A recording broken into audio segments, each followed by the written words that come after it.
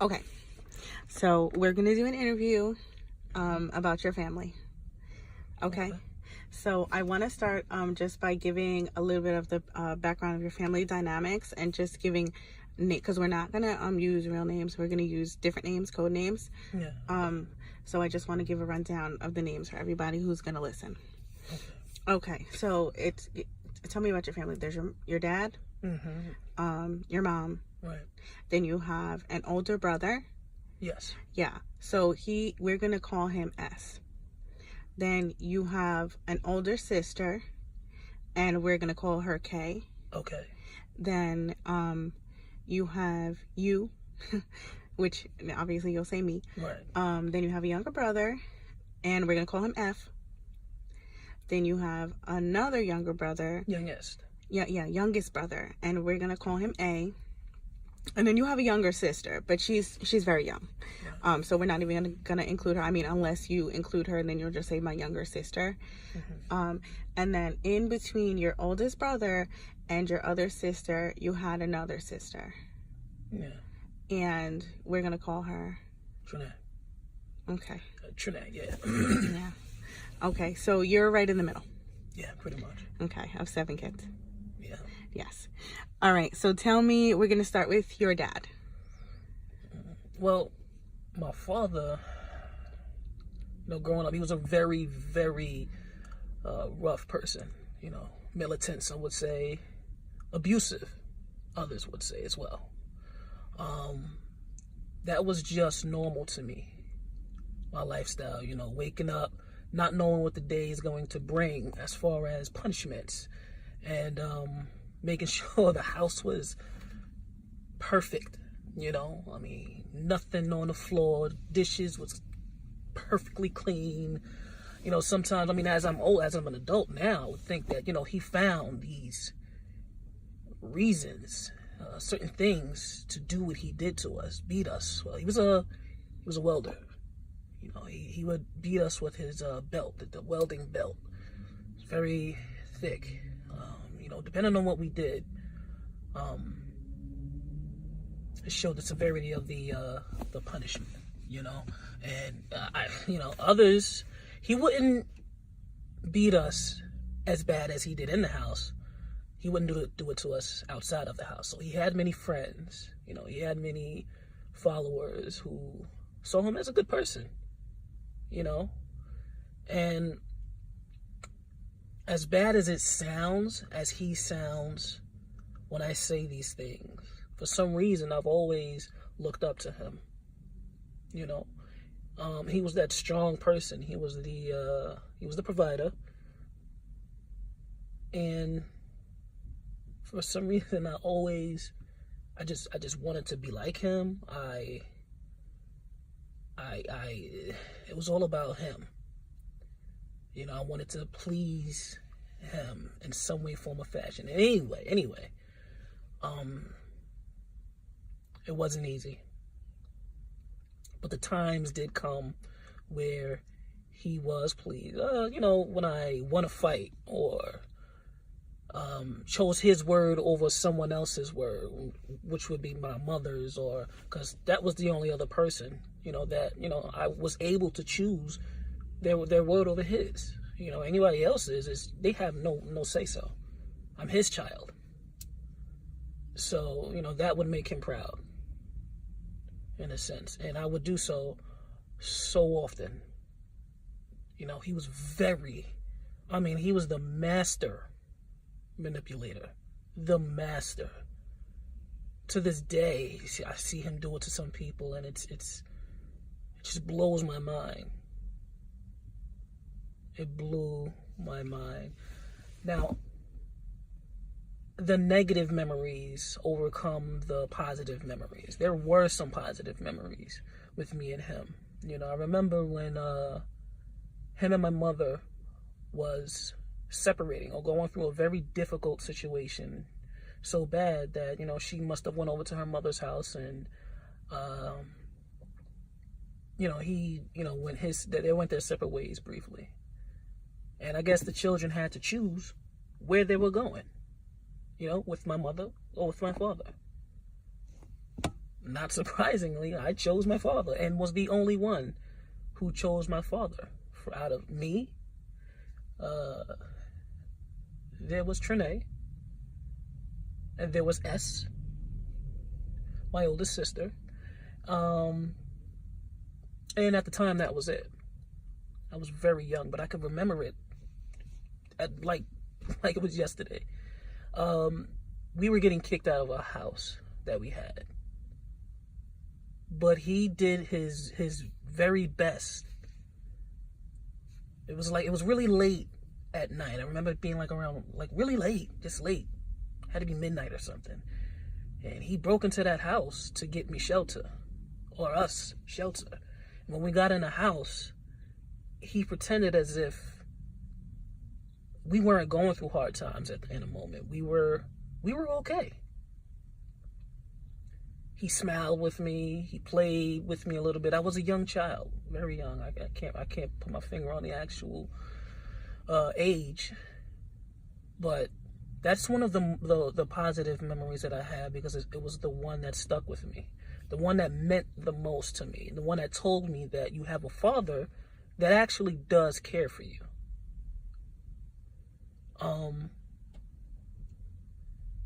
Yeah. So I mean, it's. I find myself battling, the negative and the positive sometimes, as far as, who he is as a person. Because at the same time, I tell myself, I will not be like him as an adult. He did some very horrible things, yet he did have a heart. Tell me about some of the negatives. Well, aside from the punishments and the beatings and his most negative thing to me, it was his manipulation, because that's what led to anything, him manipulating someone to do whatever he wanted to do. To him, that was nothing. It was very easy. And I had no control. I just thought it was just, it wouldn't hurt anybody. It wouldn't, making the decisions that he chose, but it hurt people. It did. What else did he use to cope? He would hit you guys, manipulate people. What else? Well, you know what? My father, he was an addict, I believe. I want to say he was an addict. He did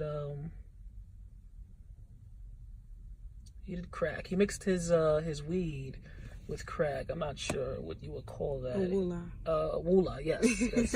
I'm not familiar with that, but it's quite weird in a sense, because I remember, again, as a child, with my two older sisters and me, living in the same household as my mother and my father as a family. And my father, gets in his moods, his negative moods. He would, as we would see it, smoke a cigar. And we would say, "Oh, Daddy's smoking a cigar," because it gives off a certain scent. So we would know when he's doing it, but we didn't think it was that bad, because, at least I didn't. Maybe my sisters, them being older, they knew, but we always just called it a cigar. "Oh, Daddy's smoking a cigar," but we knew that it brought his behavior to he was a different person when he did it. We got what we wanted, in a sense. Not what we wanted, but I guess he was just trying to brush us off, because he didn't want to show us, or what he was doing. So you could ask to watch television, go outside, anything, and he would just, yeah, go ahead, yeah. And again, me as a child, I did not know what it actually was. Sometimes I would see him go to the store. I would be in the car when he goes and he gets that vanilla blunt. It was a vanilla blunt at the time, I believe. I knew it was gonna happen, or at least I thought I did, and I knew what I can get out of him. Safe to say, we were both manipulating. But when he does his drugs, yeah, we would ask for whatever we could and get it. It was very, I would say it would last about an hour maybe. And then we would play it safe. Stand down, don't ask for anything, you know. That was his coping mechanism. And then, what about now? Now, well, first, as I grew, you know, teenage years,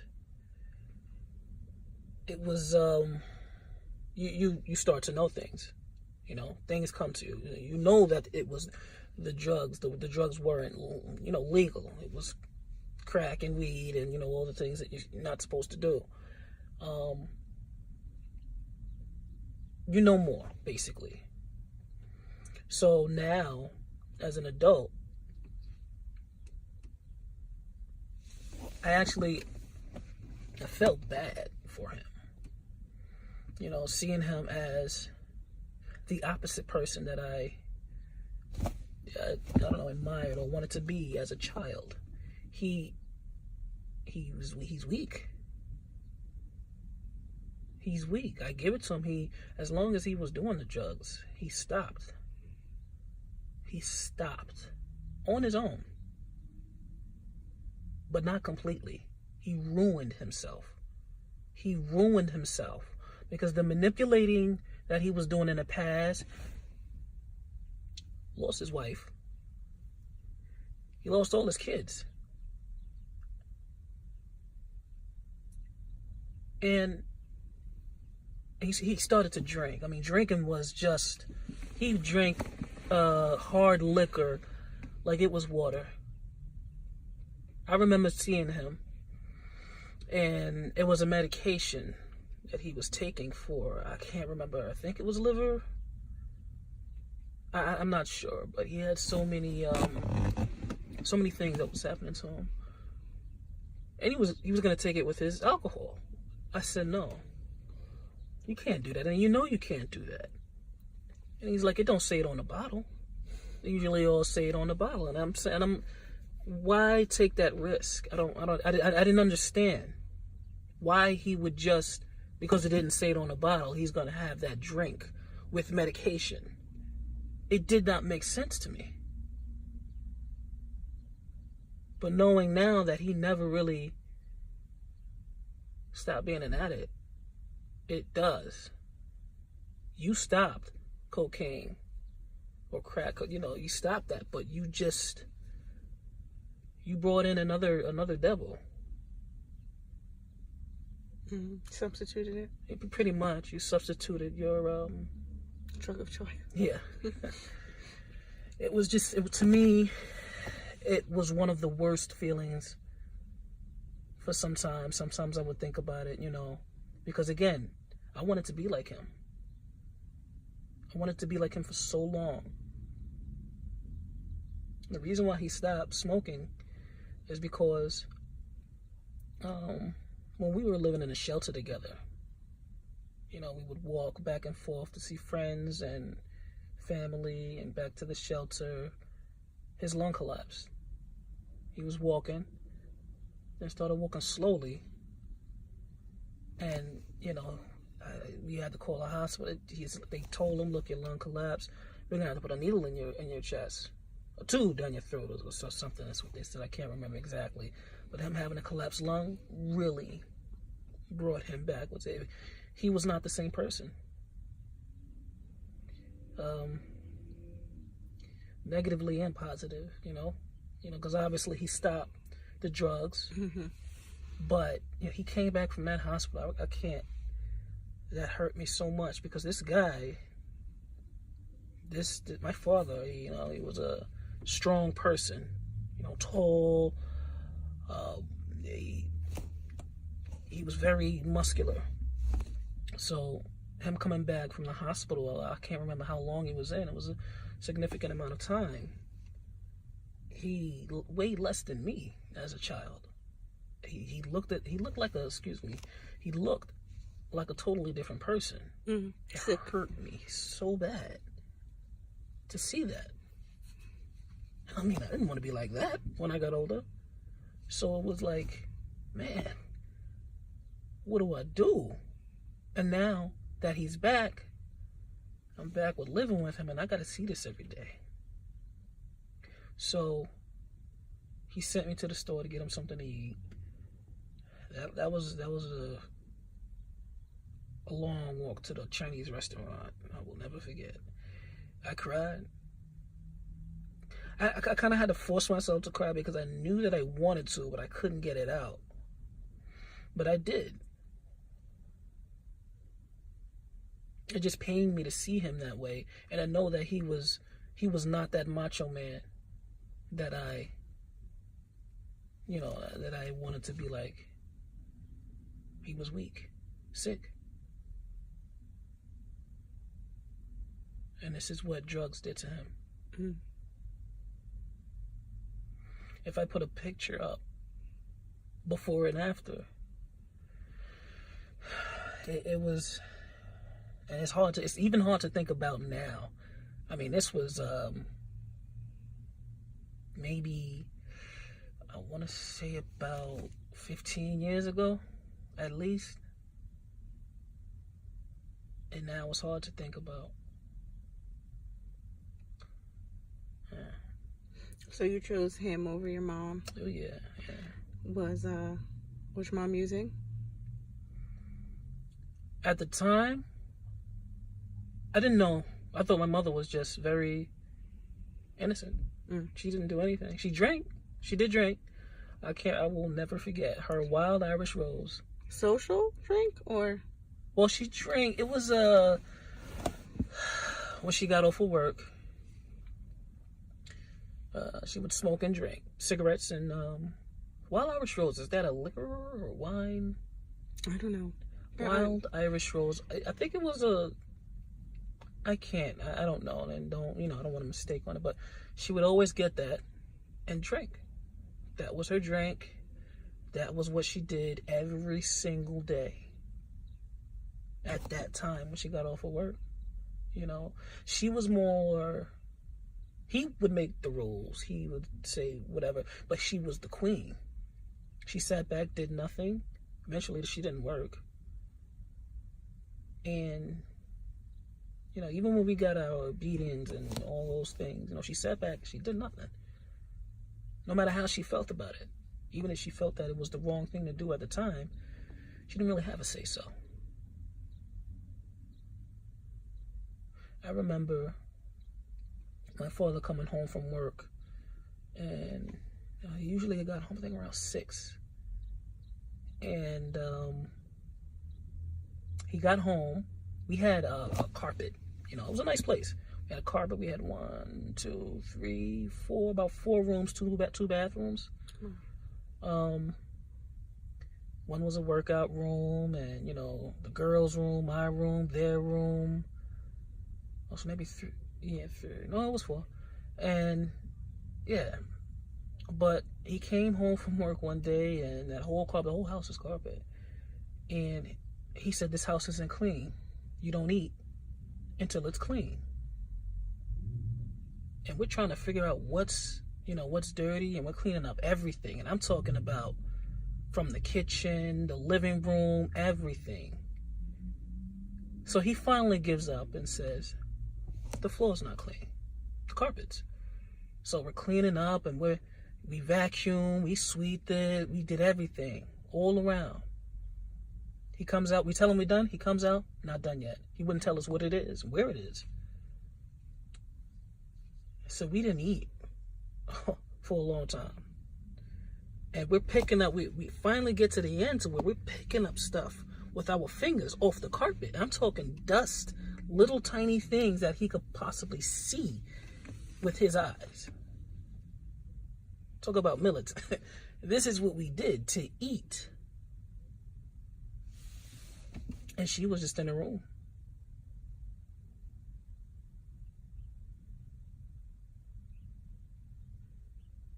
It was hard. It was really hard.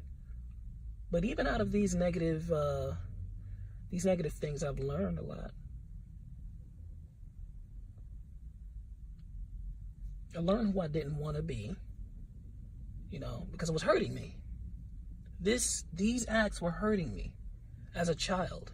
I knew it wasn't right. His own friends would say that. Not to him. But they would ask us if we wanted something from the store because they knew we could. Their kids would get it, my friends, but we would never get it. We would never get what the other kids got on the block.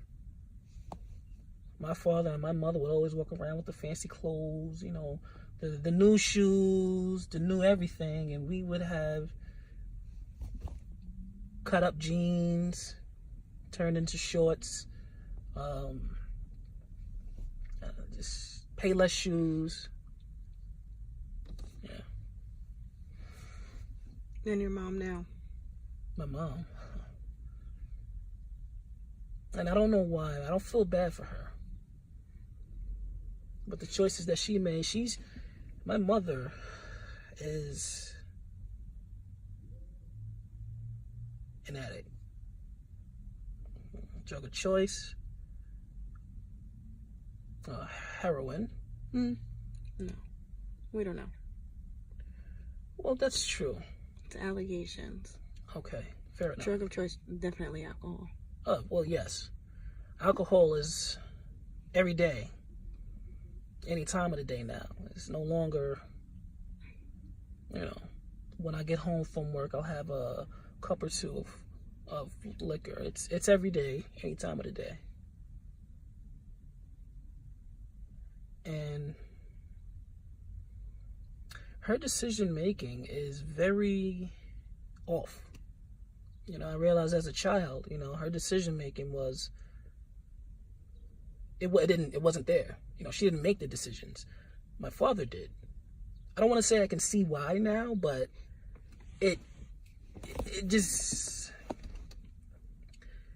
it's not smart. No, it could be a catch-22 though. She could not know how to make the right choices because she feels like she couldn't for such a long time. So I feel like you'll never know. I guess.